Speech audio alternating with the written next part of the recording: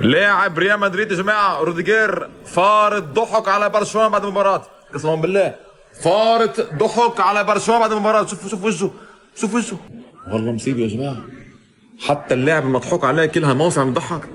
انت الك عم تضحك انت، هي ايدي عاملها حدا غيري حبيبي. فريقك هالموسم مرت 20 دوري ابطال، فريقك هالموسم من يومين اكل 3-3 قدام فاليكانو، بالاخر تطلع لي بهالمنظر. ليك ستين طالعين برا، ستين اخذ شغلتي يا رجل. اللي بيشوفه بقول اخذ دوري ابطال اوروبا هالموسم واخذ كل البطولات وما مخلى شيء بالمره، وهو اكل اهداف من تحت اجره.